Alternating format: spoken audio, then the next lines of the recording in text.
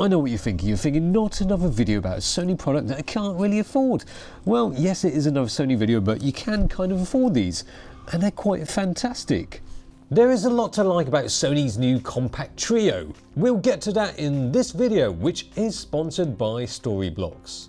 Now, one thing I dislike about some mirrorless lenses is that they can be quite large and heavy, which makes the balance completely off. But these are quite nice size and weight. Small compact lenses are what make the world go round, that and gravitational pull, unless you're a flat earther, in which case they make the earth glide through space like a magic carpet. I don't often say this about lenses, but these are really cute looking lenses. I mean, they're not pancake lenses, so they're not totally flat. They're not the smallest lens I've ever seen, but they're a nice, tidy little package. The thing that pleases the OCD in me is that despite their different focal lengths, they're pretty much the same size. They're just very camera bag friendly lenses, and thank you probably fit in your trouser pockets. Yes, you can. Whether you actually want to look like you have thigh hemorrhoids is another thing, but the point is you can pack it all without busting any seams. And you can hold all three of them in just one hand like this, like David Bowie handling his 3 balls in Labyrinth. In terms of construction quality, it's not exactly G-Master-like, but it's not G-Master prices. It does have a metal mount. The body of the lens does feel metal. It's cold to the touch, cold on the face, but the face of the lens is plastic. It's got a plastic face. It is made in China, so make of that what you will, but it's quite surprising how much stuff they've put on the barrel of this lens. It's got a clicky switch for clicking on and clicking off, the aperture ring, so you can have smooth or clicky aperture ring. Then you've got AF MF switch and AF hold button. Now they all share the same size filter thread, so you can use the same filters on all 3 lenses if you buy the whole set. Well, one thing is that 49mm isn't the most common of filter thread sizes, so you might have to use step-up rings anyway, so it doesn't really matter that you can share filters with all 3 of these lenses. But it doesn't make sense to buy a whole set because the 50 and 40 are quite similar. 40mm isn't the most popular of focal lengths, but I like it. It gives you just that little bit more room than the 50.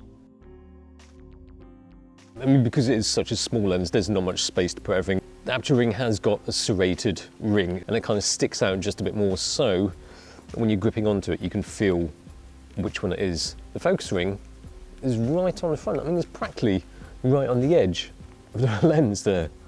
Not too sure if that would be problematic with the 24 when you're focusing. If you've got big fingers, it might end up being in frame. And focusing is all done internally. It's got 2 linear motors. Bit of a surprise, because when I first looked at its plastic face there, I thought that was going to come out, that centre bit, when focusing, but it doesn't. And it's the same with all 3 lenses. And that's the 50. The 50 is, it does feel a little bit slow to focus.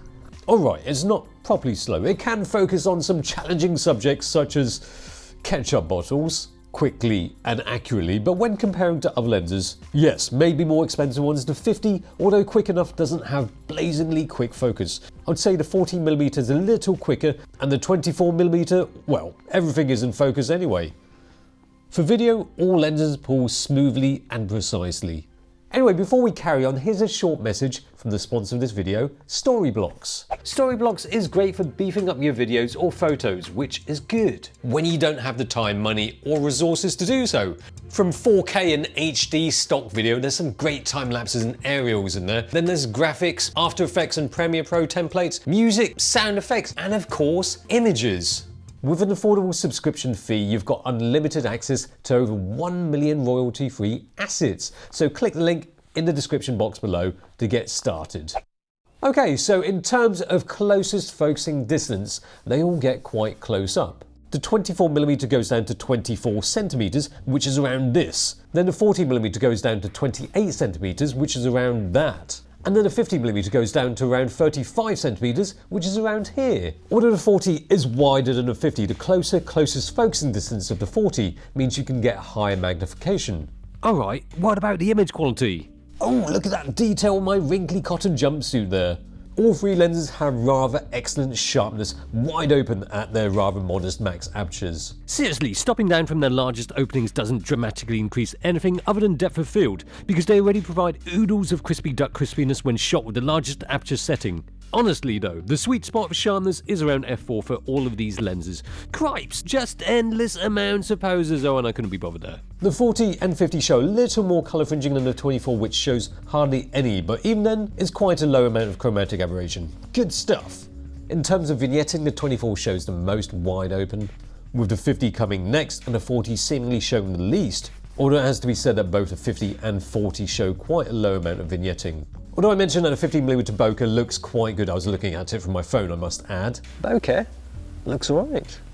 The bokeh can sometimes look a little hard-edged. With the 24, although you're not always going to get shallow depth of field, did show some slightly harsher looking bokeh. The 40 and 50 are better for bokeh, but still, the backgrounds didn't totally melt away. There's really not much in it, 40mm versus 50mm image quality. Choose the one that works best for you field of view wise. The 24mm is a fab thing to have that well-corrected sharp image in that tiny little body. I really like these lenses for what they are and what they do. I mean, as cool as a fast apertured lens is, it's not always cool to carry one around. These keep your setup nice and light, but although they're light in weight, I was actually a bit surprised that the price tag isn't a bit lighter. $600 or £630 for a lens made in China without optical stabilization. Seems a bit heftier than I would have imagined, but it is what it is. Not that I'm getting sentimental about the past or anything, but I remember back in the day when you could get these small, compact, slower primes for DSLRs for half this price. A moderate apertured 50mm lens shouldn't really cost this much. 40mm lenses shouldn't be all that expensive either. Still, if you want small, compact, with perfect compatibility and top image quality, these three lenses really are your best bet for your Sony Alpha.